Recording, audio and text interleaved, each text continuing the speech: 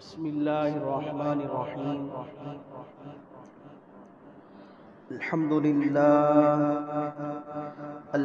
لله نحمده ونستعينه ونستغفره ونؤمن به ونتوكل عليه ونعوذ بالله من شرور أنفسنا ومن سيئات أعمالنا. من يهده الله فلا مضل له ومن يضلله فلا هادي له. ونشهد أن لا إله إلا الله وحده لا شريك له. ونشهد أن سيدنا وسندنا ومولانا محمدا عبده ورسوله. أما بعد فأعوذ بالله من الشيطان الرجيم. بسم الله الرحمن الرحيم. فأما من خاف مقام ربه ونهى النفس عن الهوى فإن الجنة هي المأوى. وقال النبي عليه الصلاة والسلام عن ابن عمر رضي الله عنه قال قال رسول الله صلى الله عليه وسلم اللهم أعز الإسلام بأحب هذين الرجلين إليك بأبي جهل أو بعمر بن الخطاب رضي الله عنه. وقال النبي عليه الصلاة والسلام رجعنا إلى الجهاد الأصغر إلى الجهاد الأكبر. اللهم صل على محمد في أول كلامنا. اللهم صل على محمد في أوسط كلامنا. اللهم صل على محمد في آخر كلامنا. اللهم صل على محمد في كل كلامنا يا رب العالمين. معزز سامعین نظام، محترم بزرگوں، دوستوں، دینی بھائیوں، نوجوانان عزیز اور پیارے بچوں، اللہ رب الجلال کا ہم پر بے پناہ کرم اور احسان ہے کہ اللہ تبارک و تعالی نے ہم سب کو، جس کو احادیث کی اصطلاح میں، فقہ کی اصطلاح میں سردار والا دن کہا جاتا ہے، یوم الجمعہ، ایک ایسا دن ہے سارے دنوں کا سردار ہے۔ اللہ تبارک و تعالی نے مجھے اور آپ کو اس میں جمع ہونے کی توفیق عنایت فرمائی۔ غور سامعین، میں نے آپ حضرات کے سامنے خطبے کے بعد ایک کلام اللہ شریف کی آیت تلاوت فرمائی۔ یہ آیت قرآن مجید کے 30ویں پارے عما یتساءلون سورۃ النازعات میں موجود ہے۔ اس میں اللہ تبارک و تعالیٰ کا ارشاد گرامی ہے، جو کوئی بندہ اپنے آپ کو اپنی خواہشات پر کنٹرول کر لے، قبضہ پالے، تو اس کا ٹھکانہ جنت ہے۔ فَإِنَّ الْجَنَّةَ هِيَ الْمَأْوَى۔ جو کوئی بندہ اپنی خواہشات ہیں، اپنی خوشیاں ہیں، لیکن اللہ تبارک و تعالیٰ کے اگر ناموس ہے، اگر اللہ تبارک و تعالیٰ اس سے منع کرنا چاہ رہے ہیں، اللہ تبارک و تعالیٰ اس سے روک رہے ہیں، شریعت اسے روک رہی ہے، اگر یہ بندہ رک گیا تو اللہ تبارک و تعالیٰ نے ایسے مخلص بندے کو، ایسے نیک بندے کو، ایسا بندہ جو کلمہ طیبہ کا اقرار کرنے والا ہو، ایسا بندہ جو نبی کا سچا امتی ہے، تو اللہ تبارک و تعالیٰ نے قرآن مجید کے 30ویں پارے میں ارشاد فرمایا ایسے بندے کا ٹھکانہ فَإِنَّ الْجَنَّةَ هِيَ الْمَأْوَىٰ، کہ اس کا ٹھکانہ جنت ہوگا۔ حضرات، ہم تقریباً یہ جو ماہ ذی الحجہ شروع ہوا اس سے پہلے ہی سے حضرت ابراہیم علیہ السلام کا قصہ سن رہے تھے، حضرت ابراہیم علیہ السلام کا تذکرہ سن رہے تھے، حضرت ابراہیم علیہ السلام کی قربانیاں اور ان کے فضائل کے بارے میں سن رہے تھے۔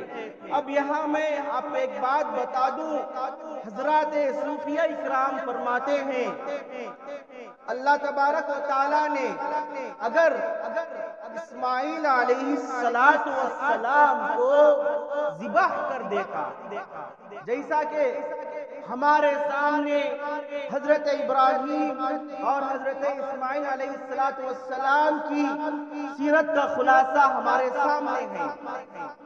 جب حضرت ابراہیم علیہ السلام اپنے فرزند کو لٹا کر ذبح کرنا چاہ رہے تھے تو صوفیہ اکرام نے فرمایا اگر اللہ تبارک و تعالیٰ کو یہ منظور ہوتا کہ اسماعیل کی قربانی ہو جاتی، اگر ایسا ہو جاتا تو صوفیہ اکرام فرماتے ہیں کہ ہر آدمی اپنے بڑا جو فرزند ہے اس کی قربانی کرنا ہوتا تھا۔ جو کوئی بندہ اخلاص کے ساتھ کوئی عمل کرتا ہے، کوئی حرکت کرتا ہے تو اللہ تبارک و تعالیٰ صرف اس کے لیے زندہ نہیں رکھتے بلکہ اور لوگوں کو بھی دکھانا چاہتے ہیں۔ تو آپ صلی اللہ علیہ وسلم نے ارشاد فرمایا انا ابن ذبیحتین، میں دو ذبیحوں کا بیٹا ہوں۔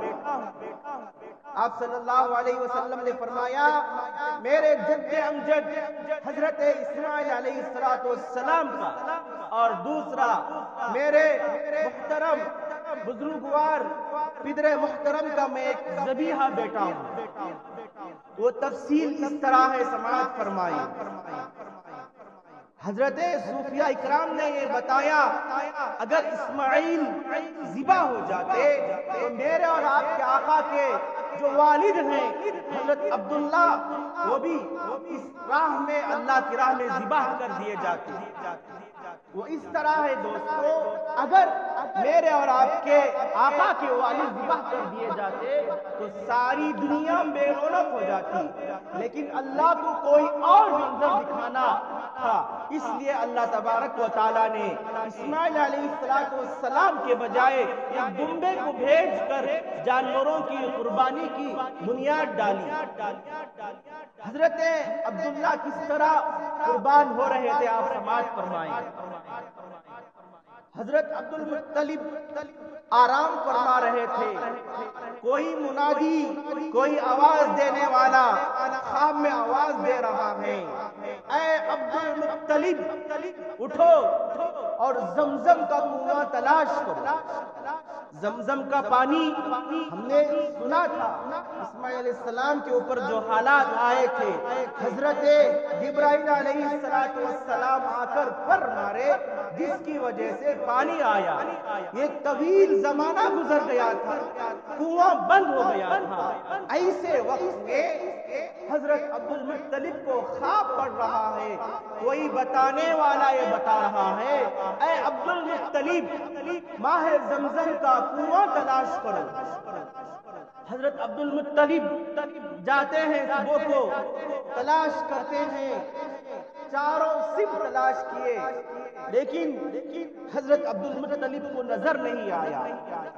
حضرت عبد المطلب نے اللہ سے یہ منت مانگی، اللہ سے نظر مانی، اگر مجھے آب زمزم کا کنواں، اگر مجھے زمزم کا چشمہ جو جاری ہوا تھا وہ مل گیا تو میں اپنے 10 بیٹوں میں سے ایک بیٹے کو اللہ کی راہ میں قربان کروں گا۔ تو حضرت عبد المطلب کو تلاش تھی زمزم کے کنویں کی، حضرت عبد المطلب تلاش کر رہے ہیں، آخر کار حضرت عبد المطلب کو زمزم کے کنویں کا پتہ چل گیا۔ اب باری تھی کہ آج کے 10 جو فرزند ہیں ان میں سے کسی ایک کو ذبح کرنا۔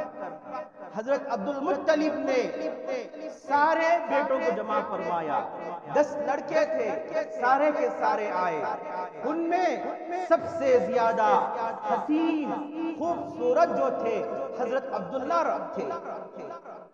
حضرت عبداللہ سے کہا میں نے اس طرح منت مانگی تھی، آپ کو اللہ کی راہ میں ذبح کرنا ہے۔ جب ان کو یہ بات معلوم ہوئی، عبداللہ نے ان کی ننیال کو بتایا کہ اس طرح کا موقع ہونے والا ہے، اس طرح کا معاملہ ہونے والا ہے۔ جب ننیال آئی عبد المطلب سے بات کی تو انہوں نے مشورہ کیا کہ عبد المطلب عبداللہ کے بجائے کسی اور کو اللہ کی راہ میں قربان کر دیں۔ چنانچہ ایک راہب تھا اس زمانے کے اعتبار سے، اس کے پاس گئے، سارا ماجرا سنائے تو اس نے کہا ایک قرعہ ڈالو، عبداللہ کے بدلے 10 اونٹوں کو ذبح کرنا۔ قرعہ جب اڑایا گیا، بار بار حضرت عبداللہ کا نام ہی نکل کر آ رہا تھا، یہاں ہمیں مقصود اونٹوں کا نام آنا تھا لیکن حضرت عبداللہ کا نام آ رہا ہے۔ پریشان ہو گئے، پہلی مرتبہ ہوا، دوسری مرتبہ ہوا، تیسری مرتبہ ہوا، پریشان ہوئے، بڑھتے بڑھتے معاملہ یہاں تک کہ 100 کی مقدار کو پہنچ گیا، 100 اونٹ ذبح کرنا ہے۔ ابھی بھی عبداللہ کا نام آ رہا ہے لیکن 10ویں مرتبہ اللہ کا کرم ایسا ہوا کہ اونٹوں کا نام نکلا۔ تو حضرت عبد المطلب نے حضرت عبداللہ کے بجائے اونٹوں کو ذبح کیا۔ تو آقا صلی اللہ علیہ وسلم نے ارشاد فرمایا انا ابن ذبیحتین، میں 2 ذبیحوں کا بیٹا ہوں، ایک میرے جد امجد حضرت اسماعیل علیہ السلام، دوسرے حضرت عبداللہ کو قربان ہونا تھا لیکن اللہ انہیں بچا لیا۔ دوستو یہ قربانی کا معاملہ جو ہے بہت پہلے سے ہے، آپ صلی اللہ علیہ وسلم کے والد کے ساتھ بھی پیش آیا۔ اگر خدا نخواستہ ایسا ہوتا کہ اسماعیل ذبح ہو جاتے، دنیا کے لیے، شریعت کے لیے یہ قانون بن جاتا، دنیا میں سانس لینے والا ہر آدمی اپنے بڑے فرزند کی قربانی کرے، لیکن اللہ کو دنیا والوں کو کچھ اور دکھانا تھا، اس لیے سارا واقعہ پیش آیا۔ تو حضرات تو ہمارے نبی کی امتی ہونے کے لیے حضرت موسیٰ، حضرت ابراہیم علیہ السلام نے دعا کی تھی، حضرت موسیٰ علیہ السلام نے بشارت دی، یہاں تک کہ حضرت عیسیٰ علیہ السلام اس امت کے امتی ہونے کی اللہ تبارک و تعالیٰ سے دعا کی، لیکن اللہ کو جو ہونا تھا وہ ہوا۔ آپ صلی اللہ علیہ وسلم نے والد محترم ذبح ہونے سے بچ گئے۔ ایک دوستو یہ جو حضرت اسماعیل کا واقعہ ہو یا حضرت عبداللہ کا واقعہ ہو، ہمیں یہ سبق دیتا ہے وقتی طور پر جو حالات آئیں گے، پریشانیاں آئیں گی، سامنے اگر دین کا تقاضا ہے، شریعت کا تقاضا ہے، صحابہ کا تقاضا ہے، صحابہ کے تقاضے کو ترجیح دو، اللہ تم کو کامیاب کر دے گا۔ میں نے گزشتہ جمعہ آپ سے کہا تھا خلیفہ دوم حضرت سید عمر فاروق رضی اللہ عنہ کے ذات گرامی کے تعلق سے ارشاد کرتے ہیں، حضرت عمر فاروق رضی اللہ عنہ اسلام لانے سے پہلے بہت تھوڑی سی جماعت مسلمان ہوئی تھی۔ حضرت عمر فاروق رضی اللہ عنہ لوگوں کو جو اس وقت مسلمان ہو گئے تھے ان کو ستانے، ان کو دھمکانے میں کوئی کسر نہ چھوڑی تھی، یہاں تک کہ ایک مشورہ ہوا، ایک کمیٹی قائم ہوئی کہ انہوں نے کہا نعوذ باللہ محمد صلی اللہ علیہ وسلم کو کون قتل کرے گا؟ تو حضرت عمر نے کہا میں قتل کروں گا۔ سب نے کہا ہاں تم ہی اس کے حقدار ہو، تم ہی یہ کام کر سکتے ہو۔ جب مشورہ ہوا، مشورہ ہونے کے بعد حضرت عمر فاروق رضی اللہ عنہ گھر سے نکل کر جا رہے ہیں۔ راستے میں ایک صاحب ملتے ہیں قبیلہ بنو زہرہ کے، جن کا نام سعد بن ابی وقاص ہے، اور بعضوں میں اور ایک صاحب کا نام لکھا ہے نعیم بن عبداللہ۔ بہرحال جو بھی ہو، جو اصلی روایت ہے جس کو حضرت مولانا شیخ زکریا رحمۃ اللہ علیہ نے پسندیدہ قرار دیا ہے، وہ سعد بن ابی وقاص رضی اللہ عنہ ہے۔ تو انہوں نے حضرت عمر سے کہا اے عمر کہاں جا رہے ہو؟ حضرت عمر نے کہا نعوذ باللہ میں تمہارے نبی کو قتل کرنے جا رہا ہوں۔ ایسا لگ رہا ہے تو بھی بے دین ہو گیا، یعنی مسلمان ہو گیا۔ حضرت سعد نے کہا ہاں ہاں میں بھی مسلمان ہو گیا، یہ سننا تھا کہ دونوں تلوار لیے اور لڑنے کے لیے تھے۔ حضرت سعد نے کہا اے سعد پہلے جاؤ اپنے گھر کی خبر لو، اپنی بہن کی خبر لو، وہ دونوں مسلمان ہو چکے۔ حضرت عمر رضی اللہ عنہ غصے سے آ رہے ہیں، دوڑے دوڑے گھوڑے پر سوار ہو کر آ رہے ہیں، دروازے پر بہن کے دروازے پر کھٹکھٹاتے ہیں۔ حضرت عمر کے آنے کے ڈر کی وجہ سے حضرت خباب بن ارت رضی اللہ عنہ جو حضرت عمر کے بہن اور ان کے بہنوی کو کلمہ پڑھا رہے تھے، قرآن پڑھا رہے تھے، ان کے آنے کی ڈر کی وجہ سے حضرت عمر رضی اللہ عنہ چارپائی کے نیچے ہمارے زمانے کے اعتبار سے پلنگ کے نیچے جا کر چھپ گئے۔ حضرت عمر رضی اللہ عنہ بار بار دروازہ کھٹکھٹا رہے ہیں، دستک دے رہے ہیں۔ حضرت عمر رضی اللہ عنہ کی ہمشیرہ جا کر دروازہ کھولتی ہے، جو ہی دروازہ کھولتی ہے حضرت عمر اس طرح بہن کے سر پر مارتے ہیں کہ خون آلود ہو جاتا ہے، سر سے خون ٹپک رہا ہے، اور کہتے ہیں اے ہمشیرہ تو بھی بے دین ہو گئی، تو بھی مسلمان ہو گئی۔ یہ کہہ رہے تھے کہ سامنے اپنے بہنوی نظر آئے، بہنوی سے کہا کیا تم بھی بے دین ہو گئے، ہمارے آبا اجداد کے دین کو چھوڑ دیے؟ انہوں نے کہا اگر دوسرا دین حق ہو، یہ سننا تھا۔ حضرت عمر رضی اللہ عنہ نے ان کے بہنوی کے یہ چہرے پر ایک تماچا مارا اور زمین پر گرا کر خوب مارا۔ بہن نے جا کر چھڑانا چاہا، بہن کے چہرے پر ایک ایسا تماچا مارا کہ بہن بے ہوش ہو کر گر پڑی، بہت خوب مارا، یہاں تک کہ مارتے مارتے تھک گئے۔ حضرت عمر کی ہمشیرہ حضرت عمر کی بہن نے کہا اے عمر ہم مسلمان ہو چکے ہیں، ہم نبی کے ہاتھ پر ایمان لا چکے ہیں، ہمیں پتہ چل چکا ہے کلمہ کا کیا مطلب ہے، نبی کی مجلس میں بیٹھنے سے کیا ثواب ملتا ہے، نبی کی باتیں کرنے سے کیا ایمان تازہ ہوتا ہے، نبی کے اقوال کو دیکھ کر، نبی کے کام کو دیکھ کر ہم مسلمان ہو چکے۔ اگر تو مارنا چاہتا ہے تو ہمارے جسم سے چمڑی نکال دے، تب بھی ہم اس دین سے نہیں پھریں گے۔ حضرت عمر رضی اللہ عنہ بے تحاشا مار رہے ہیں، مارنے کے بعد تھک کر بیٹھ جاتے ہیں۔ اب بیٹھ جاتے ہیں، دیکھتے ہیں کہ ایک پرچہ جو پہلے زمانے میں پیپر نہیں تھا، چمڑے پر لکھتے تھے، صحیفے لکھتے تھے، قرآن مجید کی آیت لکھتے تھے، وہ صحیفہ حضرت خباب بن ارت رضی اللہ عنہ حضرت عمر کے آنے کی وجہ سے، ڈر کی وجہ سے وہیں چھوڑ کر چلے گئے تھے۔ حضرت عمر کی نظر اس پر پڑتی ہے، حضرت عمر اسے چھونا چاہتے ہیں۔ بہن نے کہا اے بہن، اے عمر، اے بھائی آپ اس کو نہیں چھو سکتے، آپ ناپاک ہیں، آپ غسل کر کے آئے۔ بہت چند کوشش کی، اصرار کیا کہ میں کسی طرح اس کو چھو دوں، لیکن حضرت عمر کی بہن نے کہا پہلے آپ جائیے غسل کر کے آئیے، بعد میں آپ چھینیے۔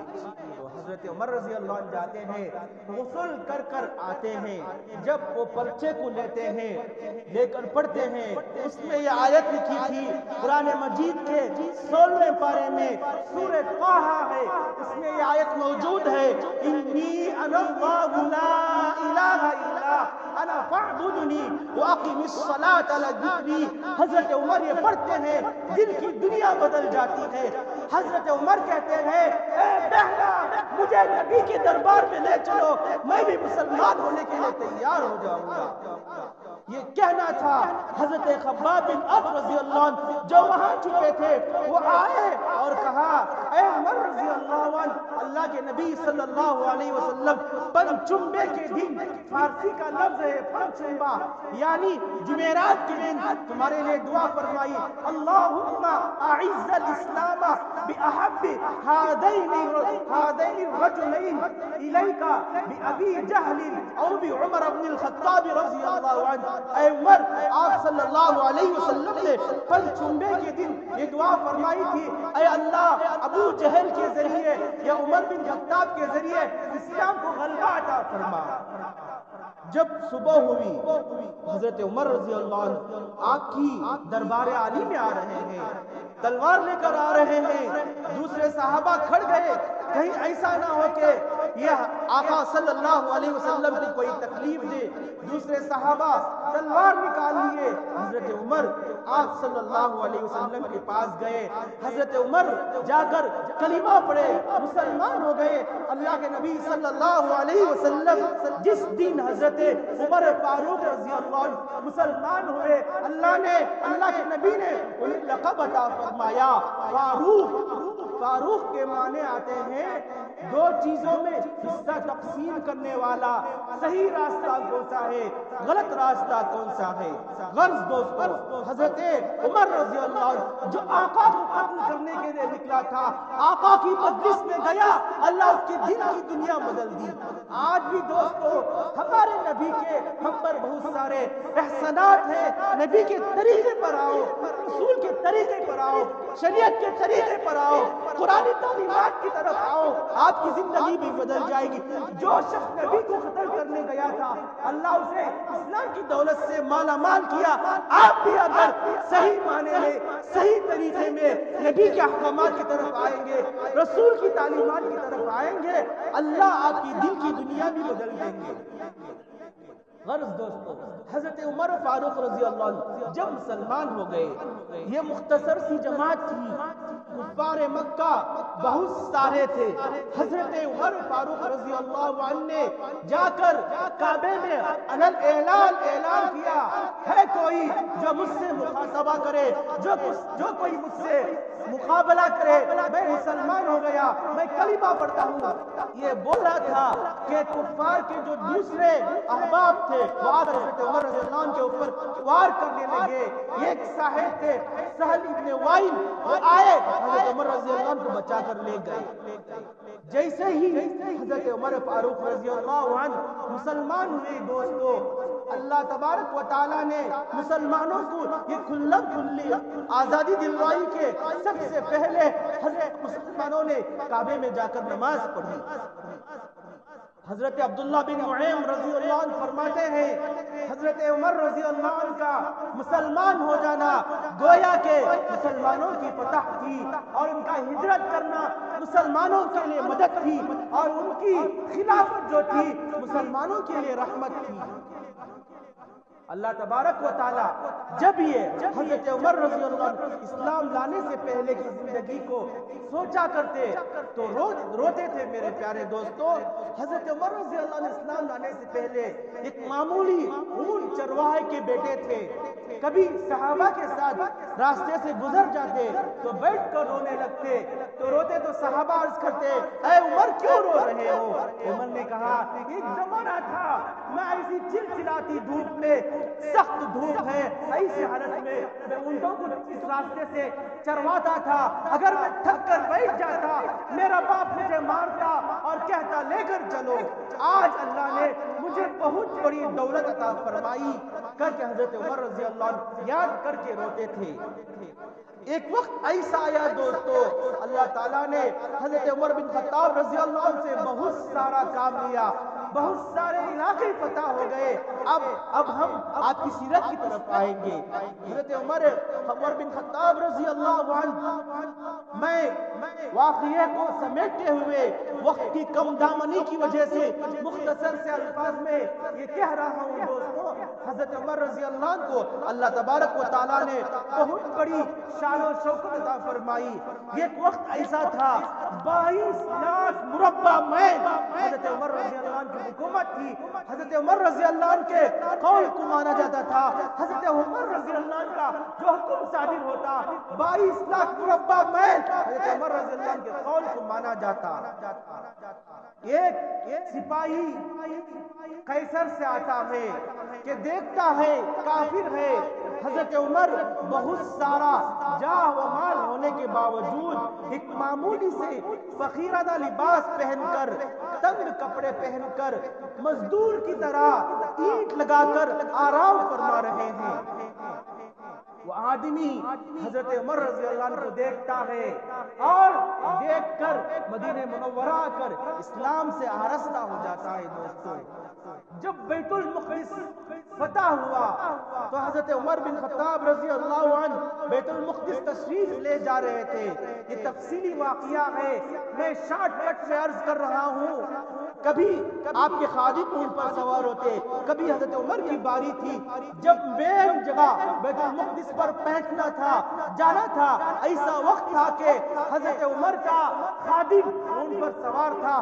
حضرت عمر خلیفہ دوم ہے، بہت ساری ان کی حکومت ہے، لیکن عاجزی، انکساری اللہ نے کس طرح ان کے اندر دیا تھا، ان کی نکیل پکڑ کر جا رہے ہیں۔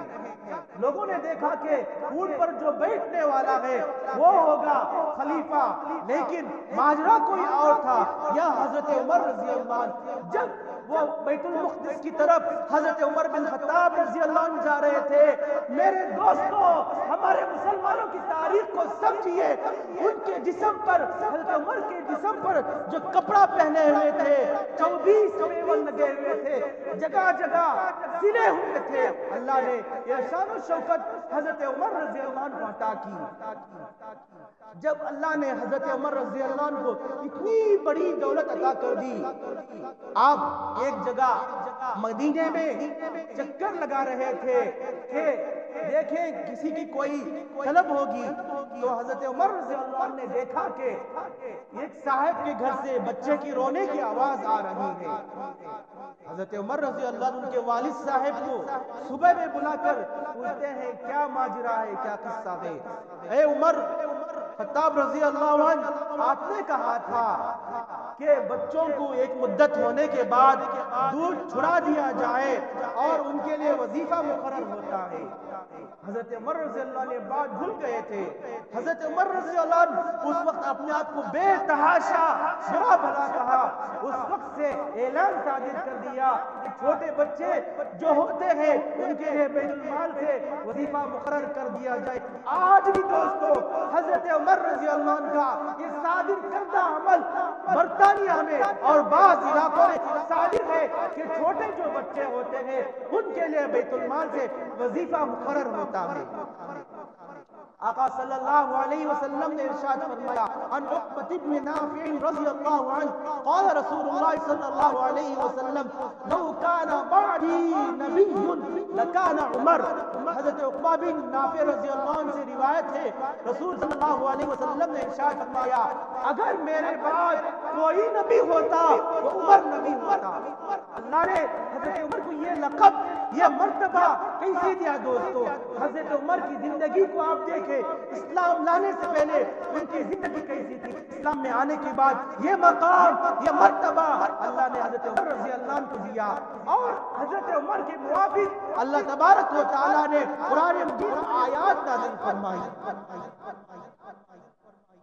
پردے کے معاملے میں دوستو جو یہ پردے کی آیتیں ہمارے سامنے ہیں وہ حضرت عمر رضی اللہ عنہ کے حکم پر ہی اللہ نے صادر فرمائی۔